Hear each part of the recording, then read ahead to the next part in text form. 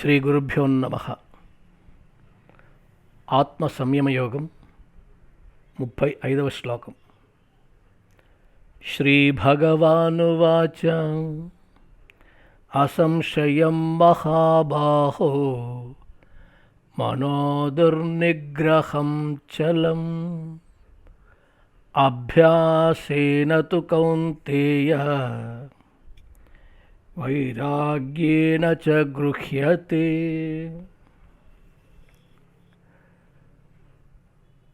మనస్సు చంచలమైనది, నిగ్రహించుటకు సాధ్యం కానిదని చెప్పడంలో సందేహం లేదు. కానీ అర్జున, అభ్యాస వైరాగ్యముల చేత మనస్సును నిగ్రహించవచ్చునని పరమాత్మ అర్జునుడితో ఈ విషయాన్ని తెలియచేస్తూ ఉన్నారు. ఎందుకంటే మనస్సు చంచలమైంది, నిగ్రహించుటకు సాధ్యం కానిది అని నీవు చెప్పిన మాట అక్షరాల సత్యమే. ఈ విషయంలో ఎలాంటి సందేహం లేదు. అయినా కానీ శక్తితో సాధించని పనిని యుక్తితో సాధించవచ్చు. ధ్యానయోగ నిష్ఠులంతా, మహనీయులందరూ ఈ అభ్యాస వైరాగ్యాలతో మనస్సును నిగ్రహించుకున్నారు. మొండితనంతో నిగ్రహించుటకు వీలు కాదు, కానీ క్రమశిక్షణతో స్వాధీనం చేసుకోవచ్చు. ధ్యానయోగ సాధకునికి అభ్యాస వైరాగ్యాలు రెండు అవసరమే. అభ్యాసం అనగా ప్రతిరోజు కొంత సమయం మనస్సును ఒకే లక్ష్యంలో ఉంచేందుకు ప్రయత్నించుట. ఇక వైరాగ్యం అనగా ప్రాపంచిక విషయములందు మరియు ప్రాపంచిక వస్తువుల యందు విరక్తిని కలిగి ఉండుట. నిత్య వివేక జ్ఞానం కలిగి ఉన్న వారికి ఈ వైరాగ్యం శీఘ్రంగా కలుగుతుంది. నిత్యానిత్య వివేక జ్ఞానం అంటే ఈ లోకంలో ఏది నిత్యమైనది, ఏది అనిత్యమైనది అనే వివేకాన్ని కలిగి ఉండుట. ఈ లోకంలో నిత్య వస్తువేది, అనిత్యమేది అని విచారణ జరిపినప్పుడు పరమాత్మ నిత్యం, ఈ జగత్తు అనిత్యం అని తెలిసి వస్తుంది. ఎలా అనగా ఈ జగత్తు సృష్టికి ముందు లేదు, సృష్టి జరిగిన తర్వాత గోచరిస్తుంది. ప్రళయం జరిగినప్పుడు మళ్ళీ ఈ జగత్తు లేకుండా పోతుంది. జగత్ అంటేనే జాయతే గచ్చతి ఇది జగత్ అని అంటారు. అంటే వచ్చిపోయేదాన్నే జగత్తు అని శాస్త్రం చెప్తుంది. కాబట్టి జగత్తు అనిత్యం. ఈ జగత్తే అనిత్యం కాబట్టి ఈ జగత్తులో ఉన్న వస్తువులు, వ్యక్తులు, తర్వాత ప్రాణులన్నీ కూడా అనిత్యమే. ఎందుకంటే జగత్తు అనిత్యం కాబట్టి జగత్తులో ఉన్నదంతా కూడా అనిత్యమే. జగన్మిథ్య ఆత్మసత్యం అంటారు. ఎందుకంటే ఈ జగత్తులో మనకు కనిపించే వస్తువులు కానీ, వ్యక్తులు కానీ, ఏవైనా కానీ మనకు గతంలో అవి ఉన్నాయా? లేవు. ఇప్పుడు కనిపిస్తున్నాయి, మళ్ళీ తర్వాత కనిపించవు. అంటే గతంలో లేవు, వర్తమానంలో గోచరిస్తాయి, భవిష్యత్తులో లేకుండా పోతాయి. కాబట్టి ఈ విధంగా జగత్తు అనిత్యమనే జ్ఞానాన్ని తెలుసుకోవాలి. ఇక ఈ పరమాత్మ ఎవరైతే ఉన్నాడో అతడు నిత్యమైనవాడు. తాను జగత్తుకు ముందున్నాడు, ఈ జగత్తు సృష్టి జరిగిన తర్వాత ఈ జగత్తులో ఉన్నాడు, ప్రళయము కలిగిన తర్వాత, సృష్టి లయించిన తర్వాత కూడా తానున్నాడు. అంటే గతంలో ఉన్నాడు, వర్తమానంలో ఉన్నాడు, భవిష్యత్తులో ఉంటాడు. కాలత్రయేపి తిష్టతి అంటే మూడు కాలాల్లో ఉన్నవాడు. కావున పరమాత్మ నిత్యమైనవాడు. నిత్యమైన వస్తువు అయిన పరమాత్మను ఆశ్రయిస్తే నిత్య సుఖం కలుగుతుంది. అనిత్యమైన జగత్తును ఆశ్రయిస్తే అనిత్య సుఖం కలుగుతుంది. మనకు కావాల్సింది నిత్య సుఖం. కావున నిత్యమైన పరమాత్మని ఆశ్రయించాలని తెలుసుకున్నట్టే నిత్య వివేక జ్ఞానం అని చెప్పబడుతుంది. ఈ జ్ఞానం మనకు ఆధ్యాత్మ విద్య ద్వారా లభిస్తుంది. కావున శాస్త్రాన్ని, గురువులను ఆశ్రయించి ఆధ్యాత్మ విద్యను పొంది ఈ నిత్యానిత్య వివేక జ్ఞానాన్ని పొందవచ్చు.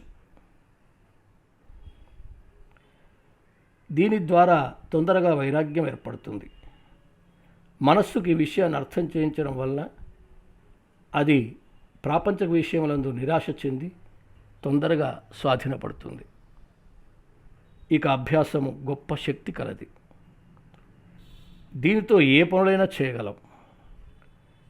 మనస్సు పరిగెత్తిపోయిన చోటంతా పరమాత్మను దర్శింపజేయాలి. దీనికి ఈ విధంగా అభ్యాసం చేయించాలి. మనస్సుతో పాటు నీవు పరిగెత్తవద్దు. అందుకే కబీర్దాస్ అన్నారు, మన్ భాగేతో పర్వానై మగర్ తన్నై భాగన అని. మనస్సు ఎక్కడన్నా పరిగెత్తని, కానీ నువ్వు మాత్రం దాని వెంట వెళ్ళకూడదు అని. శరీరాన్నైనా నీవు నీ అదుపాజ్ఞను నిలుపుకుంటే క్రమంగా మనస్సు అదుపులోకి తెచ్చుకుంటావు. కత్తికి పదరు కావాలంటే సానపడతారు. ఇక్కడ మనస్సు కత్తి, శ్వాస సాన అని. శ్వాసతో మనస్సును కలిపినచో మనస్సు నిగ్రహింపబడుతుంది. దీనినే శ్వాసపై ధ్యాస అని అంటారు. ఇక మనస్సు ద్వారా ఇంకా అనేక ప్రయత్నాలు చేసి మనస్సు నిగ్రహించుకోవచ్చు. అందులో ఒక సాధన ఏంటంటే ఓంకారాన్ని మనస్సు ద్వారా ఉచ్చరిస్తూ అట్టి నాదాన్ని అనుసంధానం చేస్తూ మనస్సును స్వాధీనం చేసుకోవచ్చు. ఒక భూతం ఉందనుకోండి. ఒక వ్యక్తి ఏం చేశాడు, తాను చాలా కష్టాల్లో ఉన్నాడు. ఒక స్వామివారిని ఆశ్రయించి, ప్రభు నేను చాలా కష్టాల్లో ఉన్నాను, ఎలాగైనా ఈ కష్టాల నుంచి నేను గట్టెక్కాలి, మీరే ఏదైనా ఒక ప్రయత్నం చేసి నాకు ఉపాయం చెప్పండి అంటాడు. సరే, నీకు ఒక మంత్రాన్ని ఇస్తాను, ఆ మంత్రాన్ని నువ్వు సాధన చెయ్యి, నీకు పరమాత్మ ప్రత్యక్షం అవుతాడు, నువ్వు ఏం కావాలో అప్పుడు ఆయన దగ్గర నీకు కావాల్సిందేందో ఆయన ఆశ్రయించి తీసుకో అంటాడు. సరే అంటాడు. వెళ్ళి తపస్సు చేస్తాడు, పరమాత్మ ప్రత్యక్షం అవుతాడు. ఏం కావాలి అని అడుగుతాడు. అయ్యా, నేను చాలా కష్టాల్లో ఉన్నాను, నాకు తినడానికి కూడా కరువుగా ఉంది, ఏమీ నేను లేని స్థితిలో ఉన్నాను, కాబట్టి నాకు ఒక మంచి దాన్ని ఏదైనా చెప్పి నన్ను ఈ కష్టాల నుంచి గట్టెక్కించమని చెప్తాడు. పరమాత్మ అంటాడు, నీకు భూతాన్ని ఇస్తాను, తీసుకువెళ్ళు. అది ఏ పని అంటే ఆ పని చేస్తుంది, అన్నిటినీ క్షణంలో చేసి పెడుతుంది, అంత శక్తివంతమైనది. నువ్వేం చేయాలంటే దానికి ఒక పని చెప్పాలి, ఎప్పుడు పని చెప్పాలి, కానీ పని నువ్వు చెప్పకపోతే నిన్ను మాత్రం మింగేస్తుంది అంటాడు. పని చెప్పకపోతే మింగేస్తుంది, పని చెప్తే మాత్రమే. అది నా దగ్గర పని కరువా, మీరు ఇవ్వండి, నేను తీసుకెళ్తాను, నేను దానికి ఎంత పని చేయించుకోను అంత చేయించుకుంటాను, నాతో పంపించండి అంటాడు. సరే అని పరమాత్మ ఆయన అనుగ్రహిస్తాడు. ఈ భూతాన్ని రాగానే పని చెప్పండి అంటది. వెంటనే వెళ్ళి, నువ్వు నా భార్య బిడ్డలందరూ ఎక్కడున్నారో తెలుసుకో, వాళ్ళు ఏ పరిస్థితులు ఉన్నారో తెలుసుకో, వాళ్ళు ఎక్కడున్నారో అక్కడికి నన్ను తీసుకెళ్ళి దిగబెట్టు అంటాడు. వెంటనే తెలుసుకుని వచ్చి తను అక్కడ దిగబెడుతుంది. అప్పుడు అంటాడు, పని అని అంటుంది భూతం. ఏం లేదు, వెంటనే మాకు ఒక రాజభవనాన్ని నిర్వహించు అంటాడు. క్షణంలో చేసేస్తుంది. క్షణంలో చేయగానే మళ్ళీ పని అంటాడు. మళ్ళీ పని అంటే ఏం చెప్పాలి, సరే మా అందరికీ దుస్తులు, నగలు, ఆభరణాలు అన్ని రకాలుగా మాకు సమకూర్చు అంటాడు. సరేనంటుంది. క్షణంలో వచ్చేస్తాయన్నీ. తర్వాత షడ్రసోపేతమైన భోజనాలు తయారు చేయమంటాడు. క్షణంలో, భూతం కదా, క్షణంలోనే తీసుకొచ్చి పెట్టేస్తుంది. ఇక అందరూ ఆనందంగా, కుటుంబ సభ్యులంతా ఆనందంగా తింటూ ఉన్నారు. తాను మాత్రం ఇట్లా అన్నం కలుపుతున్నాడు, కలుపుతున్నాడు. మళ్ళీ భూతం పని అంటుంది. అని నేను తిననివ్వు, తిన్న తర్వాత నీకు పని చెప్తున్నాడు. లేలే, నువ్వు పని చెప్పాలా, చెప్పకపోతే నేను తింటాను, కాబట్టి నువ్వు పని చెప్పాలంటాడు. ఇలా ఒక పని తర్వాత ఒక పని తర్వాత ఒక పని చెబుతూనే ఉన్నాడు. గంటలు గడిచిపోతుంది. ఆకలేమో విపరీతంగా అవుతుంది. ఆహారం ముందే ఉంది, చేతిలో బుక్ ఉంది, పెట్టుకుందామంటే సమయం లేదు.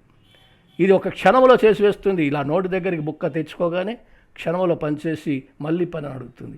ఏం చేయాలి? ఇక వాళ్ళందరూ ఆనందంగా ఉన్నారు, హాయిగా ఉన్నారు. కానీ తాను మాత్రం పని చెప్పుకుంటూ పోతున్నాడు, కానీ దాన్ని నిగ్రహించలేకపోతున్నాడు, దాన్ని స్వాధీనపరచుకోలేకపోతున్నాడు. ఎప్పుడు పని పని పని అంటే ఎంతకని చెప్తాడు? చివరికి అలసిపోతాడు. ఒకవేళ పని చెప్పకపోతే అతన్ని మింగేస్తుంది అది. వెంటనే మళ్ళీ వెళ్ళి తపస్సు చేసుకుంటాడు. తపస్సు చేసుకుంటే పరమాత్మ ప్రత్యక్షం అవుతాడు. ఏమైందిరా అంటాడు. స్వామి, భూతాన్ని ఇచ్చావు, అది పని పని అంటుంది, లేకపోతే నేను మింగేస్తానంటుంది. ఏం చేయాలి స్వామి, నీవే ఏదైనా ఒక పని చెప్పాలంటాడు. అప్పుడు అంటాడు, సరే నువ్వు ఈ భూతానికి ఒక పని చెప్పు, నీకు అవసరం ఉన్నప్పుడు పని చెప్పు, అవసరం లేనప్పుడు ఇంకో పని చెప్పు, ఆ పనితో నేను చెప్తాను అని అంటాడు. సరే, నీకు అవసరం ఉన్నంత వరకు దాన్ని ఉపయోగించుకో, నీకు అవసరం లేనప్పుడు ఆ భూతానికి ఒక పని చెప్పు, అక్కడ ఒక స్తంభాన్ని నాటమని చెప్పు. స్తంభాన్ని నాటుతుంది. నాటిన తర్వాత పని అంటుంది. పని అంటే అది ఎక్కు దిగు, ఎక్కు దిగు, మళ్ళీ నేను పిలిచేంత వరకు రాకు అని చెప్పు అంటాడు. ఆహా, ఈ ఉపాయం బాగుందని చెప్పి ఆ భూతాన్ని తీసుకొని వెళ్ళి నన్ను మళ్ళీ మా ఇంటి దగ్గర దించు అంటాడు. వెంటనే అక్కడికి దించేస్తుంది. ఇప్పుడు అంటాడు, పని అంటాడు. ఏం పని లేదు, నాకు షడ్రసోపతమైన భోజనాలు బ్రహ్మాండంగా రుచికరంగా నువ్వు తయారు చేయాలంటాడు. వెంటనే క్షణంలో తయారు చేస్తుంది. దాన్ని తినబోతుంటాడు. మళ్ళీ పని అంటుంది. ఏమి లేదు, అక్కడ ఒక స్తంభాన్ని నాటు అంటాడు. వెంటనే ఒక స్తంభాన్ని నాటుతుంది. పని అంటుంది, ఇదిగో అది ఎక్కు దిగు, ఎక్కు దిగు, ఈ విధంగా నేను పిలిచేంత వరకు రావద్దు, నువ్వు ఆ విధంగానే ఎక్కాలి దిగాలి, ఆ విధంగానే ఉండాలి అని అప్పుడు తాను ఊరట చెంది హాయిగా ఉన్నాడు. అంటే భూతం అలాంటిది, ఈ మనస్సు కూడా ఒక భూతం లాంటిది. అలాగే మనస్సు అనే భూతంలో మనకు బెడద తీరాలంటే, దీని బాధ తప్పాలంటే శ్వాసతో దాన్ని జోడించాలి, చిత్తాన్ని శాంతపరచాలి. అంత పెద్ద ఏనుగు ఎంత పెద్దదండి? చాలా పెద్దది కదా. చిన్న అంకుశంతో స్వాధీనం చేసుకోవచ్చు. వృషభం అంటే ఎద్దు బలిష్టమైనప్పటికీ ముక్కుకు తాడు వేస్తే లొంగిపోతుంది. అలాగే కాబట్టి మనస్సును కూడా ఏదో ఒక మార్గాన్ని అవలంబించి సాధకుడు మనస్సును స్వాధీనం చేసుకోవాలి. అనేకమైన ఉపాయాలు ఉన్నాయి. ప్రాణాయామం ద్వారా కూడా మనస్సును స్వాధీనపరచుకోవచ్చు. ఈ విధంగా అభ్యాస వైరాగ్యములను రెండింటినీ ఏకకాలంలో అభ్యసిస్తూ ఉండాలి. ఎందుకంటే వైరాగ్యం అనేది విధ్వంసక ప్రక్రియ, అభ్యాసం అనేది విధాయక ప్రక్రియ. ఇవి విడివిడిగా ఉంటే ప్రయోజనాన్ని కలిగించవు. అంటే మీకు చెప్తాను, పొలంలో పంటను పండించాలంటే ఏం చేయాలి? విత్తనాలు నాటాలి, తర్వాత కలుపు తీయాలి. ఈ రెండు చేస్తేనే పంట చేతికి వస్తుంది. విత్తనాలు నాటుట విధాయక పద్ధతి, కలుపు తీయుట విధ్వంసక పద్ధతి. అలాగే వైరాగ్యం చే విషయవాసనను తొలగించుకోవాలి, అభ్యాసం చే మనస్సును ఆత్మయందు నిలపాలి. ఈ రెండు కలిసి ఒకేసారి జరగాలి. ఇవి విడివిడిగా ఉంటే ప్రయోజనాన్ని కలిగించవు. విషయవాసనను తొలగించడం విధ్వంసక ప్రక్రియ, మనస్సును ఆత్మయందు లయింపజేయుట విధాయక ప్రక్రియ. ఈ రెండు సాధనలు ఒకేసారి జరపాలి. దీన్ని సాధించాలంటే నియమబద్ధమైన జీవితం కావాలి. నియమబద్ధమైన జీవితాన్ని కలవాడై ఉండాలి. దేహేంద్రియాలను క్రమశిక్షణతో ఉంచేవాడై ఉండాలి. యోగాన్ని ఉపాయంగా సాధించగలడు. శక్తితో కాని దాన్ని యుక్తితో సాధించాలి.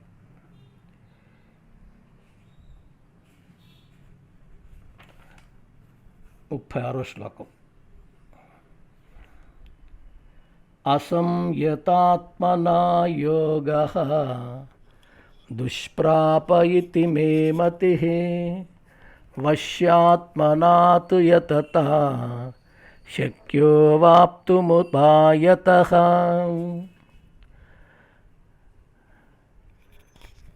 మనోనిగ్రహం లేనివానికి యోగం సిద్ధించడం దుర్లభమే, కానీ మనోనిగ్రహం కలిగిన వాడి ప్రయత్నం చేయడానికి ఉపాయంతో పొందుట సాధ్యమని నా అభిప్రాయం అర్జున అని పరమాత్మ తెలియజేస్తున్నారు. మనస్సు నిగ్రహించని వానికి ఆత్మసాక్షాత్కారం కలగదు, ధ్యానమునందు నిలకడ సంభవించదు. కావున మనోనిగ్రహం కలిగిన వారికే ఆత్మానుభవం కలుగును అని పరమాత్మ ఈ శ్లోకం ద్వారా తెలియజేస్తున్నారు.